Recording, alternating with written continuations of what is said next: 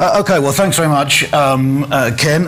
What I'm going to do is talk about using the sort of thing that Ken's been talking about in a government context, and hopefully towards the sort of ends that Graham was aspiring to there. I feel a bit of an imposter here. I'm not a geophysicist, but I and the people in Geoscience Australia use an awful lot of geophysical information, and a lot of geophysicists do a lot of work for us. So just a bit of context, Geoscience Australia is the federal geological survey organisation in Australia, as I'm sure you all know, but I'd just like to make certain of that. And we work very much in partnership with our state and Northern Territory counterparts and with the research community, in particular those in CRCs, and Richard Hillis is here today and is talking this afternoon with CSIRO universities, and of course we also talk, although don't necessarily work directly with industry. One of the roles that we have, and this was expressed particularly clearly recently through the review that Geoscience Australia underwent, is that the work we do in what we call the pre-competitive domain, that's a domain which is not identifying the X marks the spot, the target generation, but at the broader scale, so the prospect generation scale or the camp identification scale, that work is directly analogous to the work that in industry goes into the production of a prospectus. So the pre-competitive information that we produce is really a direct analogy of a prospectus for Australia's mineral resources in the context that we're talking about here, or in the context of our petroleum resources, in particular offshore, which is another area that we work in. And I think that's a useful framing for looking at what I'm talking about here, which is going to be dominantly, although not solely, at the scale of camp or prospect rather than target. I'd also like to pick up on a point that Ken was making, or a plea that Ken was making there, and I don't want to go quite into the space that Richard Lane's question was aimed at, but I think we really make by far the best progress, by far the best results come out from close collaboration between geophysicists and geologists working in integrated fashion and drawing in all the information that's available. I don't think we can overemphasize that point too much. Just as so what I'm going to talk about is using the geophysical data in the context of a broader and more integrated set of approaches here. I'm not going to talk very much. I'm only going to touch on some of the things that we're doing that are aimed at the deeper scale, the lithospheric sort of scale, the whole of crust scale of investigation, where our tool set is almost exclusively, but not exclusively, geophysical. Okay, so the challenge we face here is this. The brown areas are areas where there's rock determined at the surface, notwithstanding Richard's comment there. Even taking an optimistic view of where we've got rock and we know what's at the surface, there's not much of it when we go across Australia. That's really very clear from a map like that. So that's just taken, I think, from the surface geology product, the seamless surface geology product across the whole of Australia. To put that into a more direct context with respect to the mineral business, here's a surface geology map. And the brighter colours are the basement, which, as we'll see in a minute, is the dominant prospective domain within Australia. The paler colours, including the greens here, are young rocks, cover rocks of various descriptions. It's not cover, of course, if you're looking for a heavy mineral sands deposit, but we'll let that one slide past to the keeper. If we pick a simplified geology, so this is a 1 to 5 million surface geology, there's still an awful lot of pale colours there and not much dark colour.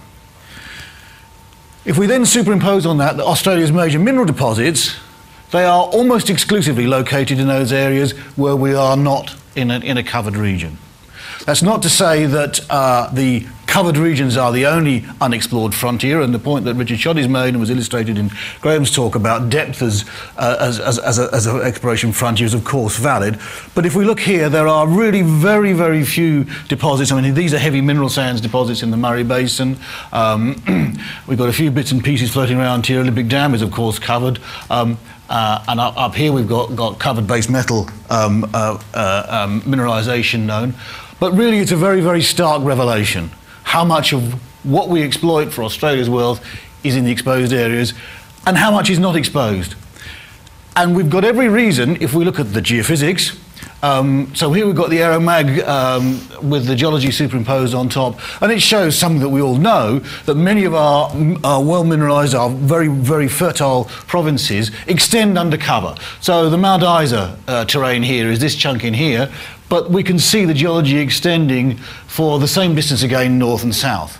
We've got no reason to believe that that's not equally prospective in geological terms. It may not be economic at the moment because of the depth, but there's certainly no reason to believe it's any less prospective. And there are a whole range of other areas we know about. We know about extensions to the Yilgarn undercover, and that's even before we come to geological terrains like the Albany-Fraser Belt that until recently were not considered to be prospective. So there should be an awful lot more out there undercover, but it's tough. It's risky because you've got no neurology to go on, you've got no smoking guns. And what we're trying to do in Geoscience Australia, I say in collaboration with our partners, is to help take some of the risk out from that. And I hope to show you some of the things that we're doing in that respect in the next half an hour or so.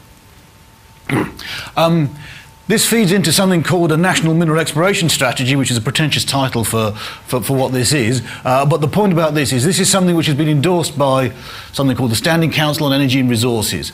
That's the Commonwealth and the State and Northern Territory Ministers of Minerals and Energy. They endorse the strategy here, which has a vision about unlocking Australia's hidden resources potential, hidden meaning undercover or at depth. And it says here the mission is to address the greenfields exploration challenges, stimulate new discoveries, ensure continuity of the pipeline of mineral resource investments and the longevity of Australia's mineral resources industry. Now that's fine words, of course, and governments are not going to solve all those problems, but the point here is that across the whole country, at both federal and state territory level, we have endorsement from the politicians of the goal of working with industry to help de-risk, to the extent that we can, exploration in particular in covered areas.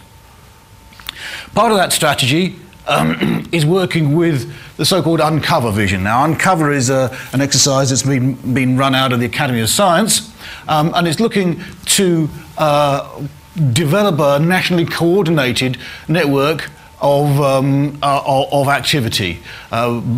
It's based around the view of mineral systems and the way that they can play in helping to address this challenge. And there are 4 themes that have been identified, and this is aimed at really being a partnership between industry, research providers and surveys. The 4 themes there are the character and depth of the cover, the lithospheric architecture, so it's the whole of the crust down to the lithospheric mantle, with the view that the big systems are a reflection of lithospheric scale processes and features. Looking at the geodynamic and metallogenic evolution of Australia through time and in 3 spatial dimensions, and characterising and detecting distal footprints. I don't think any of us could argue that those are worthwhile areas of endeavour. And I'd just like to make the point back about footprints here, that many in the exploration community, not those in this room of course, view footprints as typically being chemical things. But actually footprints are not of deposits, but in particular of the much larger domains from which fluids and other materials are gathered and through which they are discharged, are often detectable using geophysical techniques. We looked at the Olympic Dam example. Ken showed that, and the whole of crust thing that we think is showing us something of the pathways. And there are others that are more local scale, and again, Ken talked about those in porphyry systems. And I think that's a really, really important point, is that we can detect the footprint of a system, but not necessarily of mineralisation. And some of the work that we're doing is we undoubtedly want it to move into that sort of space. And geophysics can play a very, very important role there. So this vision and the mineral exploration strategy, if you like, are the intellectual framework and the political cover for the sort of work that we in the geological surveys across the country are undertaking. So this is a challenge, of course. There's an awful lot of red dirt with or without bits of vegetation on it throughout Australia. That's the cover challenge that we're facing. I'm going to talk first of all about the cover. We're aiming to understand the solid geology and the mineral potential of that, but it's been very clear from the stakeholder engagements that we in Geoscience Australia have had that industry also wants to know about the cover, partly because, of course, that affects the nature of the signals we see from the solid geology from the basement. This is just one illustration of the ASTA work, and I think we can claim this is geophysics. This is based on physical signals, and this is work that was done between CSIRO and Geoscience Australia in developing the world's first continental scale mineral group map. Sadly, we don't yet have the spectral resolution to produce mineral maps across the continent, but this is a real win. And while this is looking at the national scale picture, this is just ferric iron content. If you burrow into areas like the Pilbara, you start to see very, very clearly that you can identify from the satellite data where the channel iron formations are as opposed to the banded iron formations. You really can pick out that level of detail. And the pixel size of this image is down between 30 and 90 meters. This is all available, like all these survey data, free. You may struggle to find it, but it is available free. And so if you have a job finding any of this information, for goodness sake, ask some of us. And we are certainly working at improving our discovery and delivery systems in both Geoscience Australia and in the state and territory surveys. This is available through the ASEG portal, probably the easiest route. This is actually stored on the National Computational Infrastructure in Canberra, but it's available to the public, as I say, for download. Or we can supply you with a hard disk. It's about 1 terabyte in total, so you probably don't want to sit on your PC and wait for all that to come down the wire. You might get a few excess charges. I'm going the wrong way.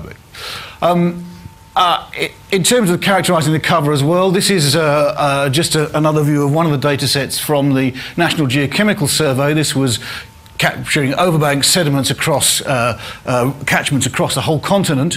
Unfortunately, there's a white area in here. There's been some land access complexities in those areas there that I needn't go into. But this is showing the gold in one of the one of the samples by MMI leach. And what we're seeing is gold is not surprisingly high in Pilbara, in the Yilgarn, Isa, Charters Towers in Victoria, but there are other areas as well coming out here with high gold values that are intriguing. I mean, what's this exactly about? Some of these areas over here, what are these about? Cobars showing up as a yellow smudge there, which is quite interesting. There are some other uses for some of these sort of data sets. There's a paper being given in the next month or so about lithium, leachable lithium, and how that may feed into the lithium potential of some of Australia's salt lakes. Just a left field sort of thought bubble, but that's about the cover, and this is about samples at a catchment scale of the chemistry feeding into potentially into prospect generation. We're going to be testing some more in this area here, and I'll talk a little bit more about the Southern Thompson towards the end of the talk. We're going to zoom in now in this area here. This is just another piece of analysis or research that's underway, looking at how we can explore in the cover area there. So this is in part of WA, picking up regional regolith chemical data from Paul Morris and GSWA. Here it's superimposed on a DEM. That's the chrome values in that data set there. And not surprising, that reflects, amongst other things, the underlying geology. And what John Wilford at GA has been doing is modelling to make predictions, and this is not interpolations, this is predictions of the chrome values into areas which have no data points. So what he's been doing there is looking at, and the details of how this works I don't know, and I don't think we all fully understand yet, but it's looking at correlations between those analyses, DEMs, geology, vegetation, ASTA data, and magnetics data, amongst others, and using multivariate correlations, and then predicting into areas as to what the distribution is. So here now we've got on the colour ramp at the back, the contour data is the prediction of the distribution of chromium in areas, including into areas where there are on the eastern side here, where there are no data points. This is around things like the DEM is not just taken as a DEM, it's things like slope and so on. And amongst other things, what this is starting to tell us about is where there are areas of very shallow cover. This is being done from a combined technique, and we think it shows some promise in terms of identifying areas of shallowly covered anomalism in terms of at least the geology, if not the mineral systems footprints. I think you probably all know about the regional AEM studies that GA undertook a few years ago, the last of which is now fully out there. This is an image from the north of the Frome embayment area. This is the northern Flinders Ranges here. Lake Frome sitting somewhere out in the west, Lake Frome sitting in here, the Oban deposit there, down into the Murray-Darling Basin. And I, for one, I must admit, was very, very cynical when we started doing these things about the value that would come out of these regional AEM surveys, but I think they really have demonstrated the potential of this sort of thing. And so modelling paleosurfaces, shallow cover, much more precise depth to some aspects of targets, and mapping some aspects of alteration systems as well has been certainly a big value proposition. And the state surveys in particular currently at the moment, WA, are picking up on this and are undertaking significantly more acquisition of regional AEM surveys into the future. Depth of cover is perhaps one of the big challenges of the day, or the age. It's not easy. We use typically a range of magnetic methods, and you guys are much more expert at this than I am, and we combine that with as many other data sets as we've got. Sometimes we may have some seismic information of use, sometimes we may have some MT or AEM data, and we also have drilling, in particular company drilling reports that are housed in the state and territory geological survey information systems. Much of that, although not all of it, is still difficult to access, but there are moves being made, and I think South Australia, Ted's here, can undoubtedly correct me on this one. South Australia made a lot of progress in getting into digitally accessible form rather than just PDFs, the company drill hole data, which has been a godsend in creating this map here, which is in eastern South Australia, looking at best estimates of depth of basement. So this is into the Flinders Ranges here, and this is out west into the Gawler. But it's pretty clear that there are going to be a whole range of techniques that are best in different areas. Depth of magnetic basement, for example, is going to give you one piece of information in Victoria. It's about the stuff that came out on the surface in the last 5,000 or 10,000 years, typically, I would suspect. Whereas in other areas, it's going to talk to you about the Proterozoic or the Archean basement. It's going to give you different information in different areas. So one size across the country does not fit all. Geoscience Australia, with the Undercover grouping, is going at some stage, I hope in the relatively near future, to put together a workshop to explore some of this space and to see how we can tackle what, as I say, really is one of the challenges of the age, is getting a better way of reliably estimating or understanding the uncertainty in our estimates of depth to basement, and what that means in what area. So there's a geological set of questions here, as well as a lot of really pretty tough geophysical problems too. Let's look a little bit deeper and a little bit more broadly now. This is a lousy slide, and I'm really sorry about this, but we just haven't got a better image of this. One of the things in GA we're doing is we've actually come to realise that we alone, let alone other people, have got an awful lot of 3D maps, taking some of Ken's comments, perhaps with a bit of a pinch of salt, but also in the spirit with which these have been developed. This is a map of the whole of Australia, and there's an awful lot of maps that are on here. There are a number of others that are public domain ones that have come from places like the PMD CRC and so on that are not illustrated on here. They're different, and we're looking to see how we can start integrating these things up. One that's not illustrated on here is the 3D map of the whole of the state of Victoria, which was an outgrowth of some of the work in the PMD CRC, for example. There's one offshore here. This is an interesting one. This is the Capel-Faust basins, and there was some regional 2D seismic lines shot there and frontier hydrocarbon basins offshore, but the potential field data was absolutely vital in filling in the gaps at a much, much lower cost than it would have taken to do 3D surveys in those areas and allow some de-risking of the prospectivity in that area, which is, of course, not a minerals thing, but just illustrates the same sort of point. At the continental scale, we've got some information, and the virtual reality system that was on the booth and that was being demonstrated in the last few days. Shows some of that, and the information is on that Common Earth Model DVD that we've been distributing. This is just at a national scale. This is the sea-based work that FrogTech did almost a decade ago now on depth to economic basement in the oily terms across the whole continent. So we've got information at the continental scale, not enormously reliable, but at least a starting point. If we look in the area of the eastern Yilgarn now, we can see a series of other models that have been created. Some of them are very much terrain scale, so this is from north to south through the whole of the Yilgarn, through the eastern goldfields, pulling together results from both some of the seismic there and also from potential field inversions. And we're getting better at doing potential field inversions because we've now got much more computational capacity available to us. Frankly, these days, at least if you've got some money, computational capacity is simply not a limitation anymore. We now have a share in the national computational infrastructure, the high performance infrastructure in Canberra.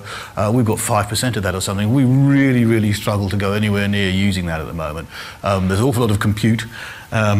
And the way we think about problems is still constrained by doing things on a desktop or on 4 cores in a desktop machine or something like that. So really upscaling to remove the mental shackles is an interesting challenge. We can zoom in further to camp scale work. This is camp scale in the Laverton area, again using potential field data, geological intuition and inversions together with some of the seismic through there, including some mine scale seismic that was put through a number of years ago. And we can, so here's some of the sorts of data sets that are available. So here's some of those seismic lines, which are part of the constraints on this. We can zoom in then to mine scale, and so this is work that was done by AngloGold Ashanti at Sunrise Dam, putting into 3 dimensions. These are gold shells here. I'm not sure what the blue blobs are actually. I can't tell you that, but with some of the key shears and the pit outline in there. This was combined work with GA, with researchers at JCU and CSIRO and AngloGold Ashanti as part of the PMD-CRC in its last couple of years.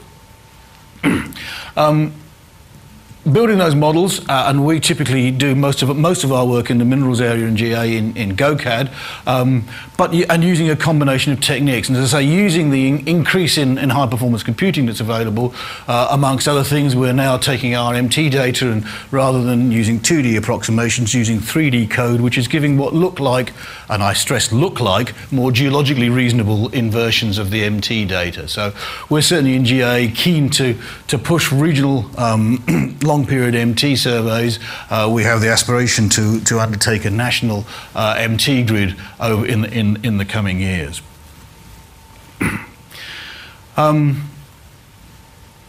3D inversion, well, I've talked a little bit about this. We've heard in the last couple of days a number of approaches are being taken to moving us to 3D inversions in spherical coordinates. This is something that when you, as GA does, want to think about things on a big scale, up to the scale of the continent, you really do have to worry about the fact that the Earth is not flat, something that, of course, we have known for a long while, but we've had to assume in our inversion world because of existing computational limitations. Now, what I'm going to talk about now is building a mineral systems model, and we've had those words used a little bit earlier on. But an example of a mineral systems model, and this actually does speak into one of Graham's prospects that he mentioned there. In fact, although that's not the point that I'm giving him a plug, or giving him and his company a plug here. We did a project looking at the eastern part of the Northern Territory a couple of years ago, and that revealed some interesting potential IOCG potential through there.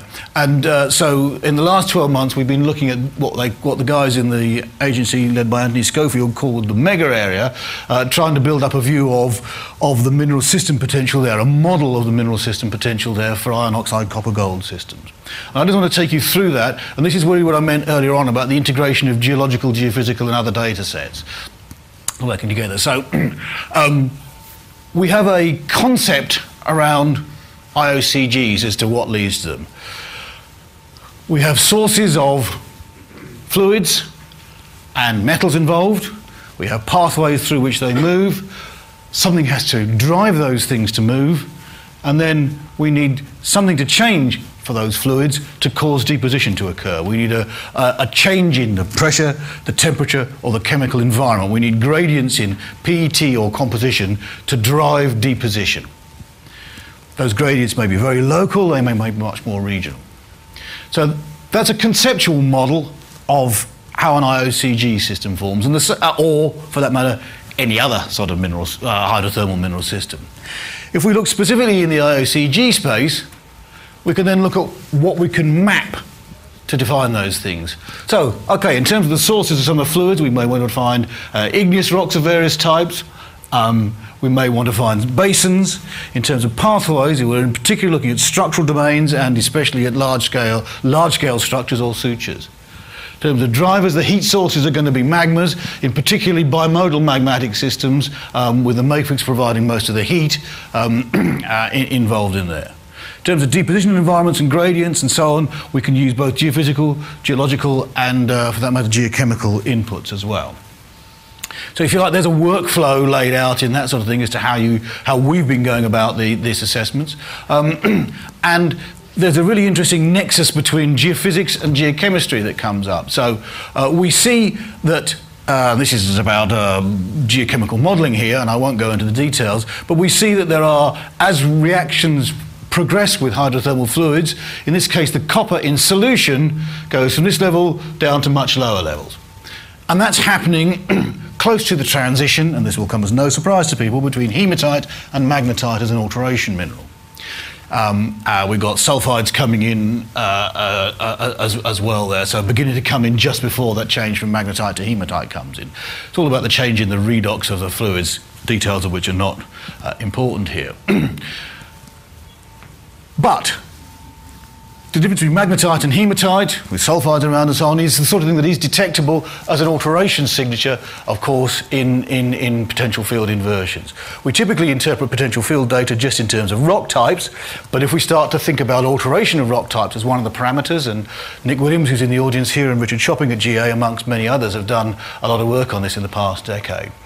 So we can start to look at our inversions and start interrogating them in terms of what that may mean in terms of the mineralogy. I'm not going to go into the detailed methodology here. Suffice to say that probably the cleanest piece of work that GA has done is actually something in the Cobar area that was published as a result of the PMD-CRC about 5 years ago. And that's the cleanest simply because the background geology in the Cobar area is, I won't use the phrase boring as batshit, but it's very, very uniform. Sediments that are undistinguished, shall we say, geologically and geophysically. And so alteration signals are much, much more obvious there. So I would urge you to go and have a look at that just to see where you can go with this sort of thinking. So here we've got density models and various visualizations of density models and inferences about mineral distributions in these areas here. And if we think that the boundary between magnetite and hematite domains is important is an important sort of focus for deposition, we can then start using the information from the inversions and our interpretation of the inversions to identify where those things occur in space. So that's the link between the, if you like, the conceptual model and what happens in space, which is what explorers, of course, want to know about. They want to know about where, not what. So in this mega area across the territory into WA, the key thing to do was to develop a reliable, solid geology, which represents an architecture. And that's where interpretation of the geophysical data, bearing in mind the uncertainties that Richard was talking about referring to in his question to Ken earlier, is really, really important. So here we've constructed an interpretation of the solid geology in collaboration with the survey geologists. And then we start building up the assessment there. So, okay, where do we think the appropriate pathways are? Where have you inferred structures and major crustal scale sutures? There's a map there. In terms of the sources of metals and fluids, that's where we see the best evidence of areas there. In terms of our drivers, that's where, from our solid geology, our inferred solid geology, we see the best information there. This is where we see the most propitious domains for deposition. So when we put them all together, we end up with a map like that showing our interpretation of the ASEG potential of this aileron domain. This represents, in various ways, a testable hypothesis, and Mithril, amongst others, are in the area here with what look like very real ASEG prospects. These areas are the areas that come through as the highest potential in that analysis. They represent camps, perhaps at the large end of the scale, 100-odd kilometre long domains there. And these marks here are where there are prospects, either noted as ASEG prospects or as copper-gold prospects, and I think those are the Mithril areas there. I actually happened to have been out there a couple of years ago with the chief government geologist. Ted was there as well on a field trip. That relies upon an interpretation, of course, of the solid geology, and in the end, one way or another, the solid geology is, of course, testable. And I'm going to come on in a minute or two to what we're doing with the states and territory in terms of testing those sorts of things. If we go and look here, much of those prospective areas are covered. No surprise to any of you who know that part of the Northern Territory. So, in terms of testing these geological mineral system models, Geoscience Australia was given some additional funding into our base late last year, and a significant chunk of that was for pre-competitive work on and offshore. And we've been using a number of considerations in working up some areas where we're going to work, first of all in the next couple of years and then in the longer term. I had hoped that I would have some brochures to distribute about that, but we've run into a brochure production hiatus in GA, I'm sorry to say, but that information will be available quite soon. Suffice to say, we're looking in terms of the mineral system potential, areas of relatively poorly unknown geology, greenfields areas that have the potential to make a material difference, the potential to collaborate and potentially also co-invest with the state and territory surveys is obviously by combining resources and having a degree of suitable access and infrastructure. That results in some areas that we're looking at which are of varying shades of green, from some which are shallow undercover extensions of known provinces to some really very, very bright green areas. We are going to be doing stratigraphic drilling, essentially to test the solid geology models, and that's where what we're doing is intended to help reduce the risk to the industry. And we've set ourselves some sort of broad parameters as to what we're doing there. We were going to be wanting to look really at areas that where we're testing the solid geology at less than 500 metres. How many holes we're going to be able to drill is really going to be dependent on how much resources we and our partners can bring to the table there. We might be looking at transects as well. We're going to be doing this in collaboration, as I say, with the individual states and territories and with DET CRC and Richard Hillis's people.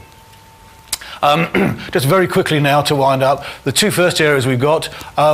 What we're doing in terms of, understanding the geodynamic setting, and we're testing, if you like, geological models and the solid geology that goes with them. We look at the potential mineralization potential in those, in that we know something about where, in terms of a geodynamic overview, different types of mineral systems form.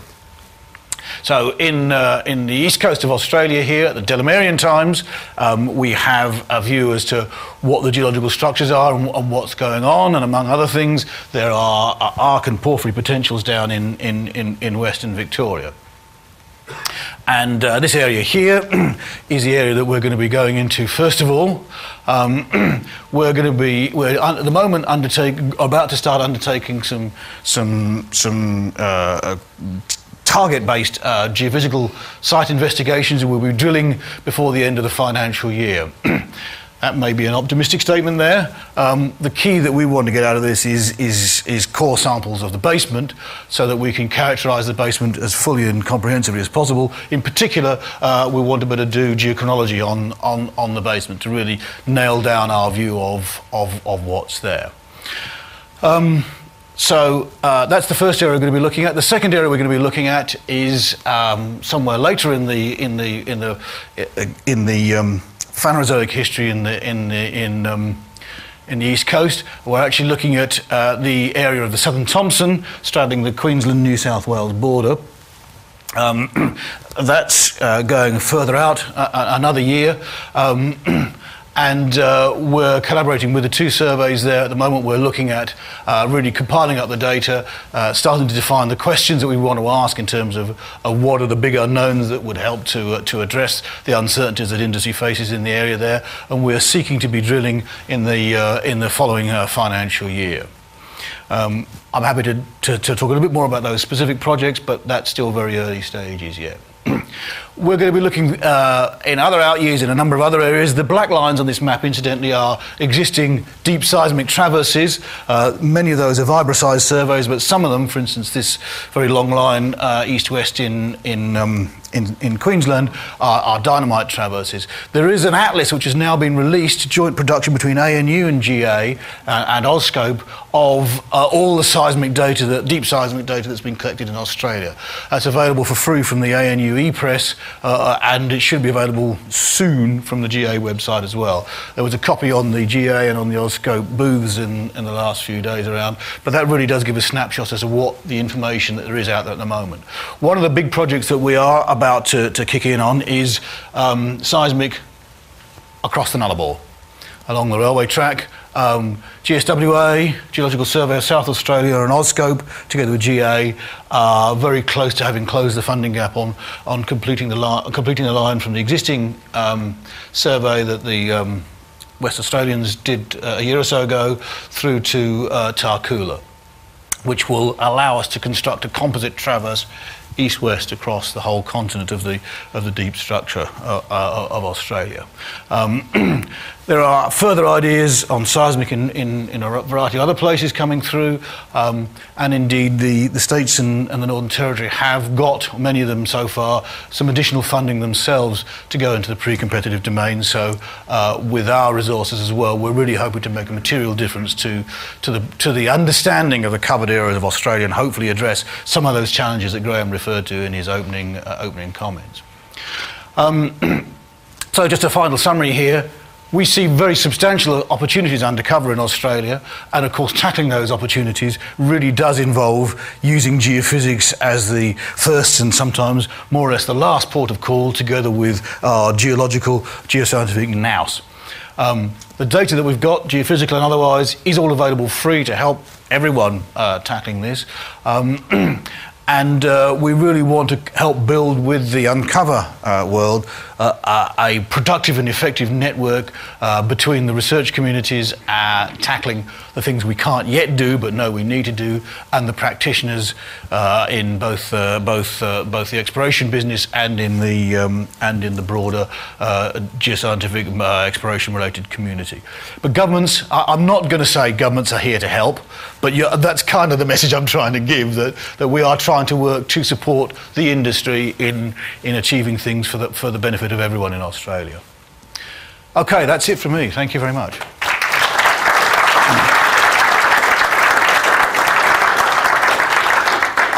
Well done on time, Andy. I've got just coming up on our break for morning tea. Any quick question for Andy before he... Richard. Richard Choddy here. I just a comment really, it's just to sort of say that you can't overemphasise the importance of understanding the depth of cover across Australia, because that really drives so many things for you, both from a geological sense about what tools are effective under different levels of cover, but more importantly the economics of what you're looking for. For example, I always like to use the story that Prominent Hill makes money at 100 metres of cover, but it certainly wouldn't make money at 500 metres worth of cover. So if you understand the depth of cover in the target areas that you're working in, then that will drive what sort of geological models, deposit styles and grades that work for you. And that in turn then drives the size of the target that you need to find, and therefore the size of the bump on the map that you have. So there's such a large correlation between all of that, connection between all of that, that the very first thing that I see we need to have is a great map of, or a good comprehensive map of the depth of cover. And I'm glad to see that you're working on that. Thanks, Richard. I mean, I couldn't agree more. Sometimes it's difficult to let our curiosity be reined in so that we focus on what's really important rather than what's really interesting, of course.